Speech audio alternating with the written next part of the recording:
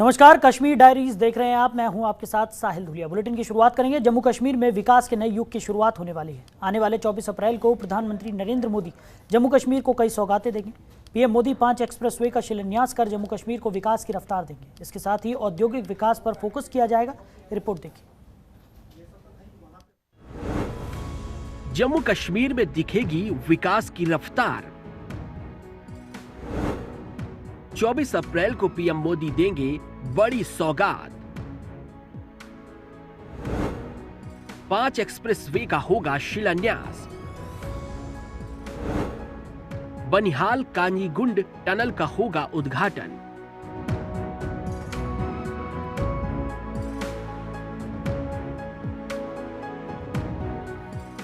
देश में विकास की रफ्तार के बाद अब धरती का स्वर्ग कहे जाने वाले जम्मू कश्मीर में विकास की रफ्तार देखने को मिलेगी। 24 अप्रैल को प्रधानमंत्री नरेंद्र मोदी जम्मू कश्मीर को कई सौगात देंगे। राष्ट्रीय पंचायती राज दिवस पर 24 अप्रैल को प्रधानमंत्री नरेंद्र मोदी सांबा के पल्ली गांव जाएंगे। यहां पीएम मोदी 5 एक्सप्रेसवे का शिलान्यास करेंगे।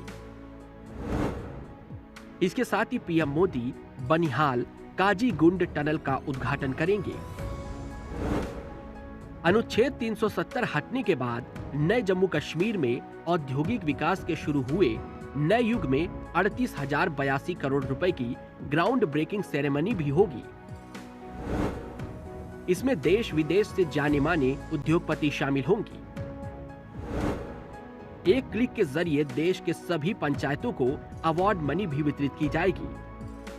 उपराज्यपाल मनोज सिन्हा ने कार्यक्रम की जानकारी का जायजा लिया है। इस दौरान प्रदेश के आला अधिकारी भी मौजूद रहे। मनोज सिन्हा ने बताया है कि प्रदेश में 4 वर्ष में बिजली उत्पादन दोगुना करने के उद्देश्य से प्रधानमंत्री 850 मेगावाट रेटले और 540 मेगावाट क्वार हाइड्रो प्रोजेक्ट का शिलान्यास करेंगे।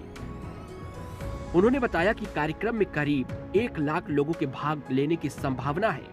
प्रधानमंत्री पल्ली पंचायत घर जाएंगे और पंच सरपंच से बातचीत भी करेंगे। वे देश भर के करीब 700 पंचायतों को संबोधित करेंगे। इंटैक फोटो गैलरी और नोकिया सेंटर का भी भ्रमण करेंगे।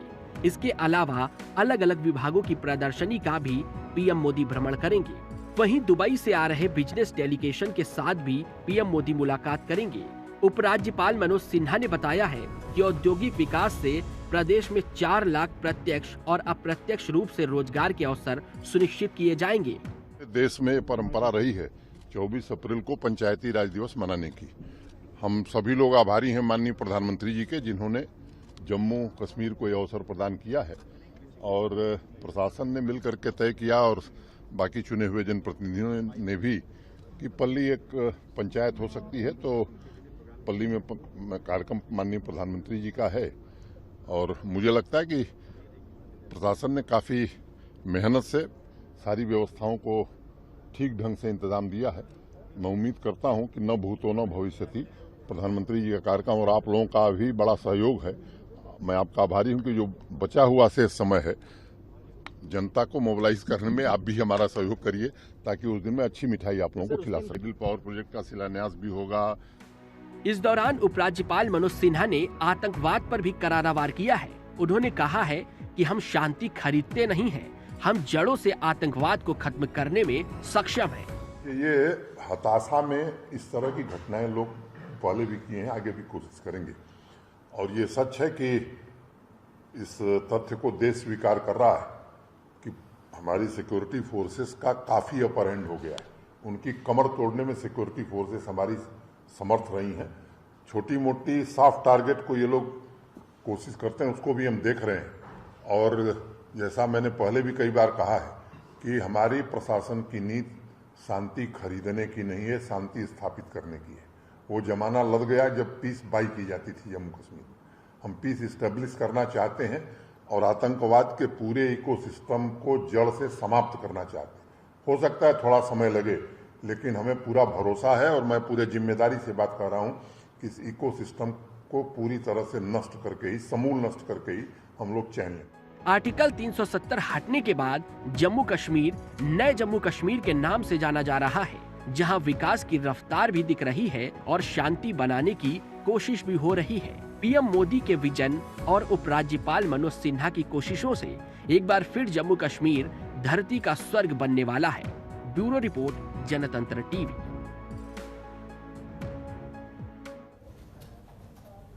तो जम्मू कश्मीर में पहला सौर ऊर्जा प्लांट शुरू होने जा रहा है। पुलवामा के पंपोर में ये प्लांट लगाया जाएगा। अभी जम्मू कश्मीर को हाइड्रो पावर प्लांट से बिजली मिलती है, लेकिन अब यहाँ के लोगों को कार्बन रहित बिजली मिलेगी और बिजली की आपूर्ति भी पूरी होगी। रिपोर्ट देखिए।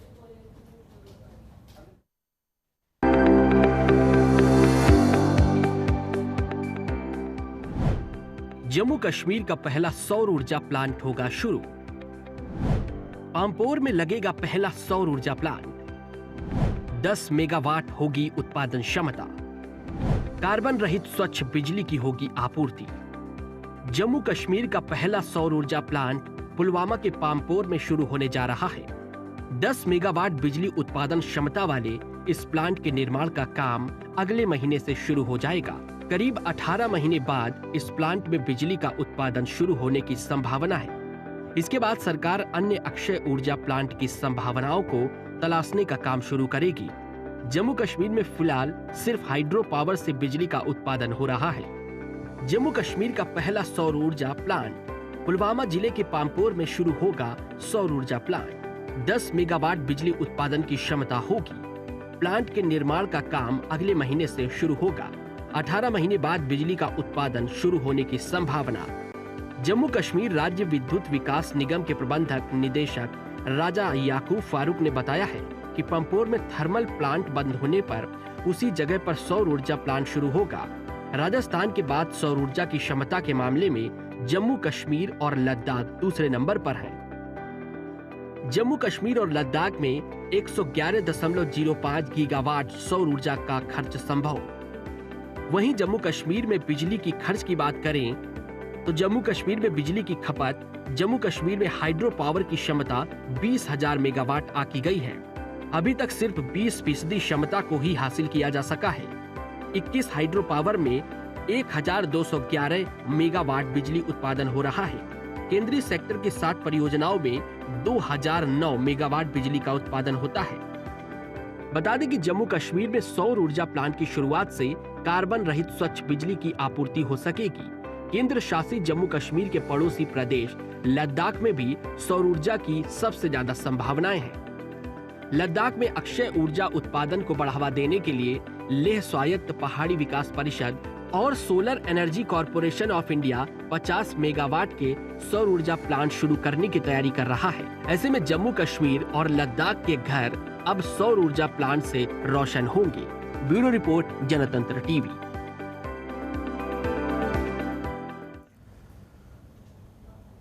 वहीं चिनार कॉर्प्स के general officer commanding lieutenant general DP Pandey ने जिला अस्पताल सोपिया का दौरा किया, जहां उन्होंने डॉक्टर्स और स्थानीय लोगों से मुलाकात की, जिन्होंने सेना के उन जवानों को बचाया था और अस्पताल पहुंचाने में मदद की थी, जो सोपिया में चल रही मुठभेड़ में जा रहे थे। लेकिन उनकी गाड़ी रास्ते में ही दुर्घटनाग्रस्त होकर सड़क पर पलट गई थी। इस दुर्घटना में 8 जवान घायल हुए थे, जिनमें से 3 ने दम तोड़ दिया था और 5 का उपचार चला। जीओसी ने उन लोगों का शुक्रिया भी अदा किया और आभार भी जताया।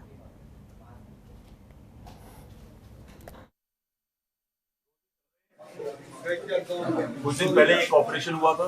उस ऑपरेशन के दौरान हमारे कुछ जवान एक्सीडेंट के अंदर घायल हो गए थे और उनको जब इवैक्यूएट किया गया तो शोपियां की जनता ने उनको इवैक्यूएट किया। हमारी फौज के लोग वहाँ पे आसपास नहीं थे, सिर्फ एक और टीम थी। उनको यहाँ पे लेके आए गए, उनका इलाज हुआ और उनके इलाज की वजह से, डॉक्टर्स की वजह से और यहाँ पे जो स्टाफ है उनकी जानें बची। और मैं ये चाहता हूँ कि मैं जैसे हमेशा बताता रहता हूँ कि जान लेना आसान है, जान बचाना बहुत ही मुश्किल काम है। मैं उस शुक्राने के लिए आज यहाँ पे आया था। मैं डॉक्टर साहब लोगों को बहुत बहुत थैंक यू बोलता हूँ। शुक्रिया के लोगों को बहुत बहुत शुक्रिया बोलता हूँ कि जिस तरह उन्होंने 44 आर के साथ में कंधे से कंधा लगा करके, और जो टेररिस्ट की एक्टिविटी है वो कम हुई है, टेररिज्म की एक्टिविटी कम हुई है और यहाँ पे लोगों की जान माल को बचाया गया है। इसके लिए मैं थैंक यू बोलना चाहता हूँ। तो पीएचई विभाग के स्थायी और अस्थायी कर्मचारियों ने अपनी पगार लेने के लिए एक दिन का प्रदर्शन किया। उन्होंने कहा कि हमारी पगार 20 तारीख तक भी नहीं आई है, बिना पगार के हमारे घर कैसे चलेंगे। उन्होंने जम्मू कश्मीर सरकार के विरोध में और अपने विभाग के चीफ इंजीनियर के विरोध में नारे भी लगाए, साथ ही जल्दी सैलरी देने के लिए चेतावनी भी दी।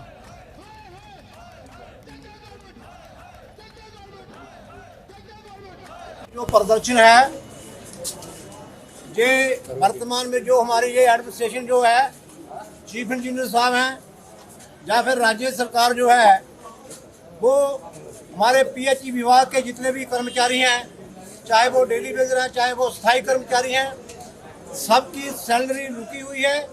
हम मंथली सैलरी रिलीज करने के लिए डिमांड कर रहे हैं, क्योंकि जो सैलरी हमें पहली तारीख को मिल जानी चाहिए थी, आज 20 तारीख हो गई है, कोई भी इसकी जिम्मेवारी नहीं ले रहा और ये कहते हैं कि व्यवस्था बदली हुई है। हम ये कहते हैं कि व्यवस्था बदली है, इस व्यवस्था का भी जो आपने बदलाव किया हम विरोध करते हैं, क्योंकि हम म्युनिसिपल कॉर्पोरेशन में नहीं जाना चाहते हैं। अभी सैलरी के लिए कई बहाने ढूंढे जा रहे हैं। हमारे चीफ इंजीनियर साहब कहते हैं कि हमने आपको उधर भेज दिया है, सैलरी देना उनका काम है, म्युनिसिपल ऑर्गेनाइजेशन का काम है, तो वहाँ जाते हैं वो कहते हैं उनका काम है, अभी इसके लिए कोई फैसला नहीं हुआ है। वहीं अखिल भारतीय विद्यार्थी परिषद ने जम्मू यूनिवर्सिटी के बाहर सड़क पर बैठकर प्रदर्शन किया। उनके अनुसार सड़क को शिक्षकों की नियुक्ति के लिए नया ऑर्डर पास करना चाहिए, जबकि पुराने निर्देशों के अनुसार टीचर्स को मास्टर और मास्टर को लेक्चरर बनाए जाने का प्रावधान था। लेकिन विद्यार्थी परिषद की मांग है कि 80% नए शिक्षकों की भर्ती होनी चाहिए, जबकि 20% एक्सपीरियंस टीचर्स को प्रमोट किया जाना चाहिए। अखिल भारतीय विद्यार्थी परिषद का कहना है कि वो कई बार प्रदर्शन कर चुके हैं और अगर उन्होंने शिक्षा प्रणाली में सुधार नहीं लाया तो वो आगे भी प्रदर्शन को जारी रखेंगे। जम्मू कश्मीर की सरकार द्वारा 2018 के अंदर एक डिसीजन लिया गया स्टेट एडमिनिस्ट्रेटिव काउंसिल द्वारा, जिसमें जो आरईटी टीचर्स थे उनको प्रमोट करने की बात की गई, उनको रेगुलाइज करने की बात की गई और सरकार द्वारा ये कहा गया, एक ऑर्डर निकाला गया है कि एक 100 वन टाइम एग्जामिशन के नाम पर सभी को डिपार्टमेंटल प्रमोशन, जो मास्टर है उनको टीचर और टीचरों को लेक्चरर, जो है मास्टर को टीचर और टीचरों को लेक्चरर, एक वन टाइम एग्जामिशन के तौर पर सभी को डिपार्टमेंटल प्रमोशन दी जाएगी, जिसके कारण जम्मू कश्मीर के अंदर 15 वर्ष तक टीचिंग लाइन के अंदर टीचर्स और लेक्चरर की सारी पोस्टें फ्रीज हो चुकी हैं। हम इस पूरे जो भी डिसीजन जम्मू कश्मीर की सरकार द्वारा लिया गया उसका छात्र तब से विरोध करता आ रहा है, विद्यार्थी परिषद तब से इसका विरोध करती आ रही है। हम लोग इस पूरे मैटर को लेकर हम लोग जो है डिविजनल कमिश्नर सर से भी मिले, हम लोग एडवाइजर्स को भी हमने अपना मेमोरेंडम दिया, लेकिन सरकार ने पूरी तरह से चुप। मुगल रोड से बर्फ हटाने के 2 हफ्ते बीत जाने के बाद भी यातायात के लिए न खोले जाने से आम लोगों को इस मार्ग से आवाजाही करने में दिक्कत हो रही है और ज़िले के लोगों में रोष भी है। लोगों का आरोप है कि मुगल रोड को जहां सरकारी तौर पर आम लोगों की आवाजाही के लिए नहीं खोला गया है, जब कोई सामान्य व्यक्ति अथवा मरीज जिसकी कोई सरकारी पहुंच नहीं है वो मुगल रोड से कश्मीर की तरफ जाना चाहता है तो उसे बहराम गल्ला पुलिस चौकी से आगे नहीं जाने दिया जाता है, जबकि कुछ चुनिंदा लोगों को और कुछ माल ढोने वाले वाहनों को बेरोक टोक कश्मीर की तरफ आवाजाही करने दी जाती है। इसके साथ ही इस माह रमज़ान में लोगों को सब्जियों को और फलों की किल्लत का भी सामना करना पड़ रहा है। अगर मुगल रोड खुली होती तो कश्मीर से बड़ी मात्रा में कश्मीर ताज़ी सब्जियां बाजार मुगल रोड को जल्दी से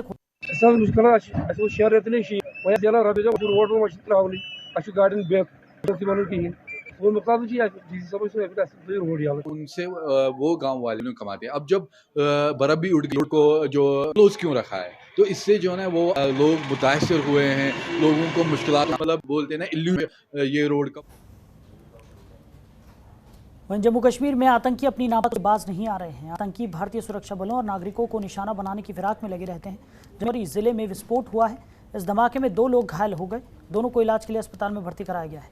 अधिकारियों ने बताया कि ये घटना जम्मू कश्मीर के राजौरी जिले में एक झुग्गी बस्ती के बाहर की है। विस्फोट में घायल हुए लोगों की पहचान पति और उनकी पत्नी के रूप में हुई है। विस्फोट में घायल हुए दोनों पति पत्नी उत्तर प्रदेश के निवासी हैं।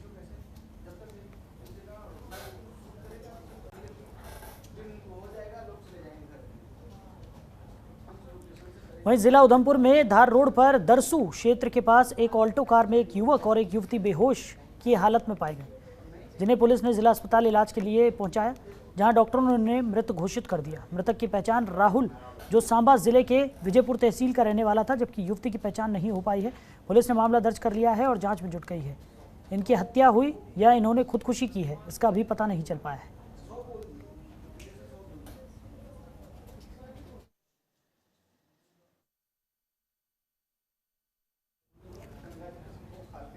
वहीं जम्मू कश्मीर के उधमपुर में भाई और बहन की जोड़ी ने ऑफ सीजन में मशरूम की खेती शुरू की और 10-12 महिलाओं को रोजगार भी दिया।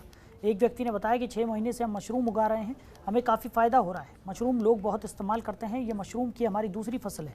मशरूम की खेती के लिए टेम्परेचर सबसे बड़ा फैक्टर है, इसके लिए 15 से 20 डिग्री का टेम्परेचर होना चाहिए। लेयर वाइज शेड बनाकर हम मशरूम की खेती कर सकते हैं। टेम्परेचर को मेंटेन करने के लिए AC लगा सकते हैं। अलग अलग वैरायटी के मशरूम की खेती के लिए अलग टेम्परेचर की ज़रूरत होती है। इसकी खेती के लिए सबसे पहले हम कंपोस्ट खाद तैयार करते हैं। इसके लिए गेहूं का भूसा, चावल का चोकर, सल्फर नाइट्रेट, जिप्सम, मुर्गी की खाद और गुड़ के सीरे का इस्तेमाल करते हैं। हम लोगों ने ये सेकंड फ्लश लगाया हुआ है, सेकंड क्रॉप है हमारी और बहुत अच्छी क्रॉप हम लोग मेंटेन कर रहे हैं। और अभी तो इस मौसम में अभी फ़िलहाल उधमपुर बेल्ट में कहीं पे भी क्रॉप लगी नहीं है, तो हमारा फर्स्ट बैच है ये। तो जो हमने एक्सपेरिमेंट किया था और जो सक्सेसफुल जा रहा है, आप देख सकते हैं सारे में क्रॉप अच्छे से निकल रहा है। तो और एग्रीकल्चर में बाकी यूथ को ये कहना चाहूँगी कि एग्रीकल्चर एक वे ऑफ लाइफ है, गुड मूव है बेटर लाइफ की तरफ। तो इस तरफ थोड़ा सा ध्यान दें और इसमें हम लोग बहुत कुछ प्रोडक्टिव कर सकते हैं।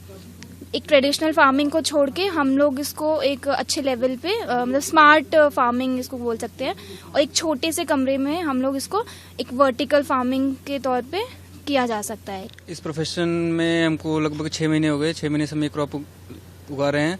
अभी इस रूम में हमारी सेकंड क्रॉप लगी हुई है, तो अभी तक काफ़ी अच्छा वो मिला हुआ, रिजल्ट मिले हुए हमको।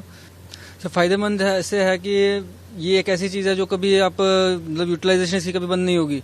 कभी कुछ भी हो सकता है, कुछ भी होगा तो ये चीज़ कभी ख़त्म नहीं होगी। ये बेसिक नीड है इंसान की, क्योंकि वेजिटेबल है, वेजिटेबल के बिना कुछ भी पॉसिबल नहीं है। तो यही कुछ चीज़ें, कुछ टिप्स बिट्स लेके दिमाग में लेके तो हम इस क्रॉप की तरफ चल रहे हैं।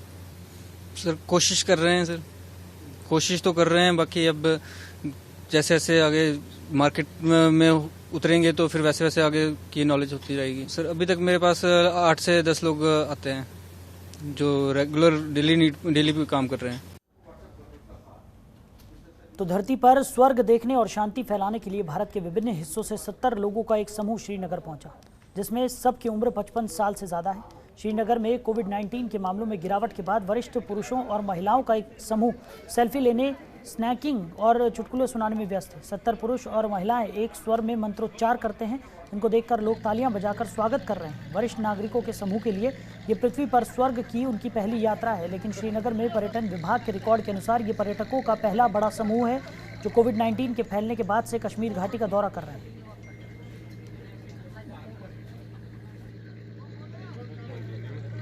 सिर्फ ये कहूँगा, हर अंधेरी रात के बाद रोशनी होती है। कभी हालात की खराबी, कभी कोविड, कभी कुछ। टूरिज्म बहुत मुतासिर हो चला था। अब कोविड भी ख़त्म, हालात भी ठीक, टूरिज्म फैल रहा है, टूरिज्म की आमद है। ये खुशी की बात है जम्मू कश्मीर के लोगों के लिए, क्योंकि टूरिज्म हमारी इकानमी में बड़ा अहम रोल अदा कर रहा है। क्या हुआ, 2.5 साल से जो कोरोना का हो गया, सब लोग घर बैठे थे, फिर अभी लोग सब बोलने लगे कि अपने को टूर निकालना है। टूर निकालने के तो मैंने पहले ही बोल दिया कि अपन सबसे पहले कश्मीर चले जाएंगे, क्योंकि कश्मीर अभी पीस सब है, उधर कोई प्रॉब्लम दिख नहीं रहा। अभी जिस हिसाब से मीडिया में जो आ रहा था, पुणे के मीडिया में, पेपर में, कि अभी शांता था, बहुत सब जगह कोई प्रॉब्लम नहीं है। तब सब हमारे वो जो ग्रुप है, सीनियर सिटीजन ग्रुप है हमारा, सब 55 इयर्स के आगे के लोग हैं। मैं अभी ये जो जैन एसोसिएशन का हमारा ग्रुप है 70 लोगों का, उनके साथ आई हूँ। मेरी कोशिश रहती होगी, जितने रहती है कि ज़्यादा से ज़्यादा मैं कश्मीर को प्रमोट करूँ। तो जैसे मैं हमेशा बोलती हूँ, सारे जहाँ से अच्छा हिंदुस्तान हमारा, और इस हिंदुस्तान का जो सर्वताज है कश्मीर है। और यहाँ आके जो कश्मीर नवाजी मिलती है हमको, और जो अपनापन मिलता है, वो बहुत ही अच्छा लगता है। सब गेस्ट यहाँ पे आने के बाद बहुत खुश होके जाते हैं। वहीं मध्य कश्मीर के बड़गांव में मंगलवार की देर रात आतंकियों ने थाने पर ग्रेनेड हमला किया। हालांकि इसमें किसी प्रकार का नुकसान नहीं हुआ। पुलिस ने बताया कि रात लगभग 9:15 बजे आतंकियों ने बड़गांव थाने को निशाना बनाकर ग्रेनेड फेंका, जो सड़क पर गिरकर फट गया। संतरी की जवाबी फायरिंग के बाद आतंकी अंधेरे का फायदा उठाते हुए भाग निकले। पूरे इलाके को घेरकर तलाशी अभियान चलाया गया, लेकिन आतंकियों का कोई सुराग हाथ नहीं लगा।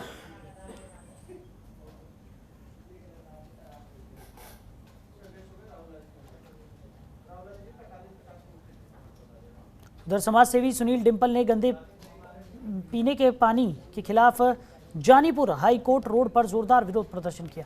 उन्होंने एलजी मनोज सिन्हा से चिनाब अखनूर जलापूर्ति परियोजना शुरू करने की मांग की और कहा कि पिछले 10 दिनों से पानी की आपूर्ति नहीं हो रही है। पूरा सूखा पड़ा हुआ है। नहाने के लिए पानी नहीं, कपड़े धोने के लिए पानी नहीं और ना ही बर्तन धोने के लिए पानी है। यहाँ तक कि स्कूलों में पीने का पानी नहीं है, सब सूख गया है।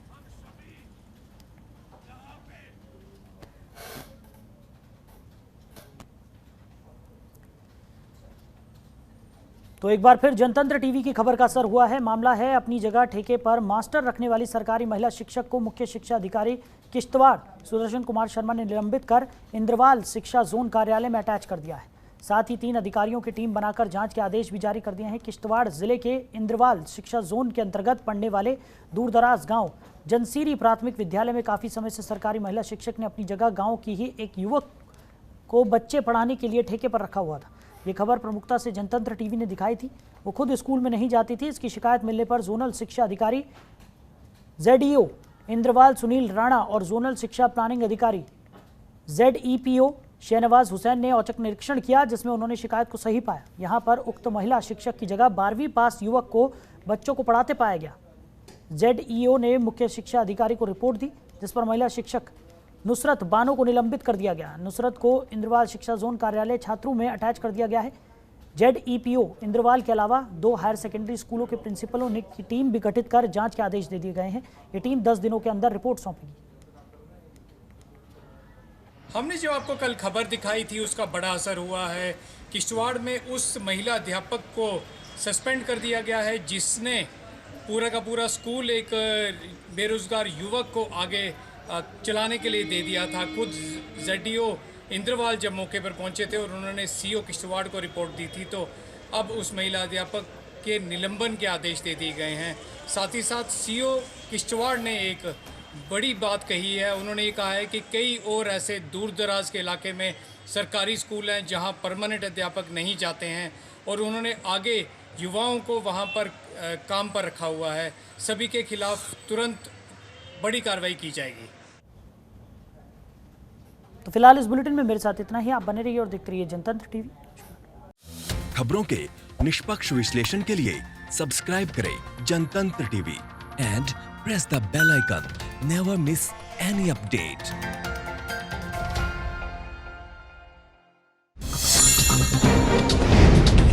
डाउनलोड कीजिए जनतंत्र टीवी ऐप को, जो कि अवेलेबल है गूगल प्ले और ऐप स्टोर पर। अधिक जानकारी के लिए अभी डाउनलोड करें।